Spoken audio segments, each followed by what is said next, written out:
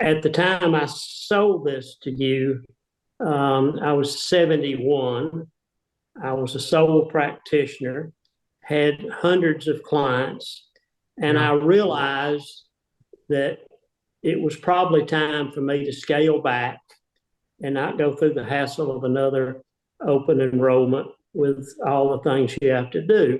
And of course, since that time, they put in all these extra regulations like recording the call and all this other stuff and all these disclaimers you're supposed to say. And so what I was looking for was some type of compensation for that business, which y'all were able. I thought it was a fair price, what we settled on. But the most important thing to me was to find somebody that was honest and would be willing to take care of the customers that I had sold a policy to. And so far in the year and a half, I haven't had anybody call me up and chew me out for selling the business to you all. I have had a couple of people that didn't want to drive several hundred miles to get to your office to talk face to face. But y'all done a good job of servicing that book of business. And it's a hard decision to decide that you want to do this, but once I did it, I felt like it was the best thing to do.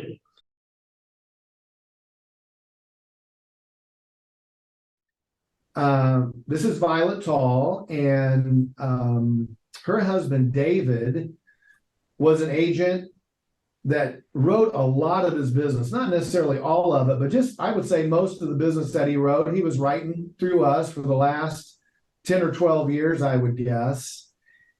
And in the summer of 21, he and I got together, and he was thinking about selling his book at that time. And we did a valuation, and he and I both talked about, I said, Dave, you ought to just keep going. Your health is good, first of all, and kind of get your book refreshed, get it up to, get it more current. Some of his policies have been on the books a long time, and if you get them current, you can get a lot greater value. And I said, do that, and then let's look at this next year, and we'll kind of circle up again, and we could really make you a lot better offer. And then tragically, he got COVID at the end of 21 and passed at the very beginning of January of 22. Just caught everybody completely off guard. Violet was just left with everything, and not just the book, but all the things that go along when you lose a loved one like that and it's unexpected. But then she had all of these customers, and Violet's not in the insurance business. What you got some comments you want to make on all that stretch through there? Well, yeah, I mean, fortunately, I did know that David had talked to you about his business and selling it. And I mean, I would have been completely lost. I mean, I would not have known, what to do with anything. It was, it was bad enough going through that. But if I would have had to have handled that by myself, it just would have been a really much tougher thing to get through. And the book that we got from Dave, honestly, I was just looking at it. It is one of our best books. I mean, it's how his customers have really glommed on to the people here that are serving them, and it's been a good book. Well, I'm glad to hear that too, because I know David had a really close relationship to a lot of his customers. So yeah, it was helpful for me to know that there was a place for them to go to. Yeah.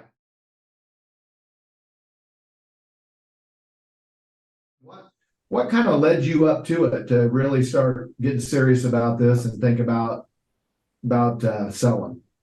Number one, over the last 3 years, I have been unable to write enough new business to replace the business and clients that I was losing. Of course, starting 17 years ago, when the Advantage programs first came to Indiana, my clients were already up there in age. Yeah. And that was an older book of business. And then the other was the advancement of the internet and Facebook and everybody else trying to jump into the market now. Yeah. That hit pretty hard. And I think the younger people coming in were more tech savvy, so more open to using the computer rather than the old face-to-face.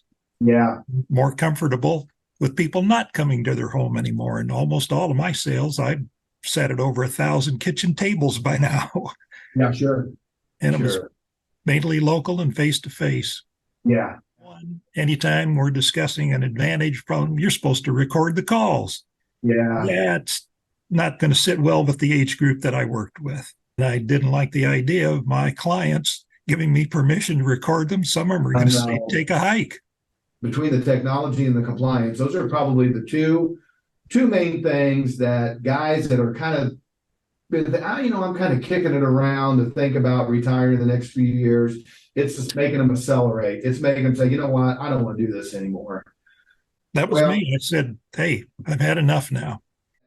That initial transaction and communication out to all your people that this is what's going on, that Steve's going to back away and we're going to be the new guys that are going to take care. We really try to do a good job with that so people feel comfortable. And that letter meant a lot. Yeah. Very valuable. Yeah.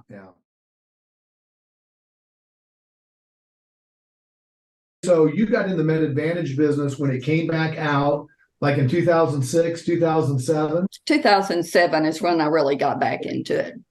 How did you find us? And then also, what brought you up to that point where you thought, you know what, I think I better look to see what I could do with this business? And well, the first thing is I turned 80. And then the second thing is it for me, I mean, I know it's a small book of business, but it was really it was not a one-man show anymore. Yeah. And then it seemed that with all of the compliance and technology, and I represented more than one company, and so everybody has a different way for enrollment, and it wasn't fun anymore. Yeah. But really, the main reason it was time. It was time. I had heard of New Horizons forever. Well, not forever, but since I'd been in the business, I knew you all were around. I was pleased with my FMO, so I never reached out. And I just Googled how, what do you do with your book of business when you get ready to walk out? And you all were on there, and I listened to a webinar. And I thought, so I contacted you. Yeah.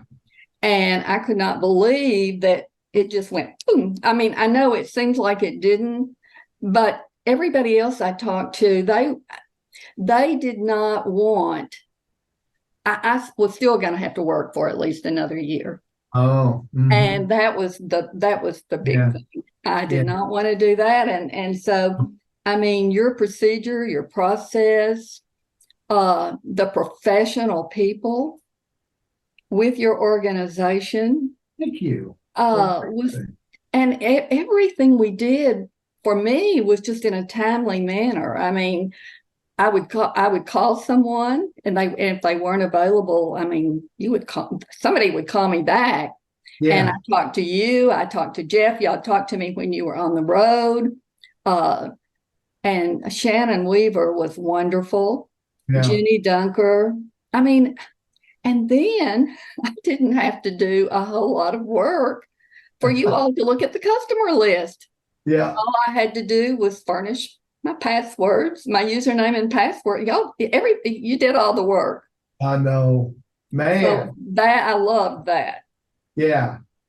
I'm just curious. I don't think I ever asked you this, but when you were kind of doing your research, did anybody else value your book before we did? Did you get that far with anybody else? No. Nobody else gave you a price? Nobody gave me a real price. They didn't do any valuation. They were just, I was just exploring.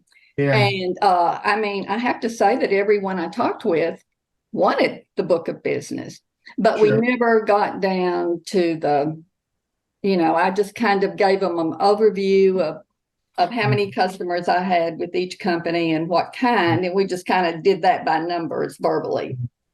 But no one did that. Yeah. And first, I didn't even know that this was an option. You know, I've been kind of figuring out what was I going to do with all my members, because as you know, John, I like the customer service piece. They become my family. So I had someone mention, have you thought about selling your business? And then that's when I just started researching and reached out. And I first snuck in on some of y'all's webinars to kind of get the steps and how to do it, which were extremely helpful for me to get my brain around how this is even going to work. Yeah. And then when you and I touched base, it was kind of right on the cusp of too much going on right before AEP. My focus is customer service, and I needed to know they were going to be taken care of, because my conversations with my family is, I guess I can just try to cut back, but I was getting more referrals and I couldn't say no. And, you know, even though we had some things to work through, it showed me that y'all were hanging in like I hung in with my members, that I know that I could give them. One of the greatest helps that y'all provided too was helping with the letter. You composed the letter for me to make any adjustments I needed to make. Yeah. And in sending that out, it even gave the comfort my members needed, that it wasn't like, where are you going, when they were coming back to me. It was like, oh my gosh, this is great news for you. And thank you for just not dropping me. Yeah. Thank you for saying that. And just so for everybody that's listening, so when we get to this point where we're getting really close to closing, we know it's going to happen, we're just a few days away, we have prepared a letter that we craft, but we have, like in Debbie's case, the seller tweak it, put their blessing on, and say, yeah, that's exactly what I wanted to say. And then we send that out to every customer. They get that letter, and then our team will all come together and they'll call every customer and just give a 5-10 minute, if they catch them, you know, it's hard to catch people at home, but leave a message or tell them, hey, we just want to introduce ourselves, get to know you a little bit. We're going to be taking good care of you, but try to make it as personal as we can, this transition. Absolutely. I mean, our members, they deserve that with everything that's going on in the industry, that they need that. Yeah.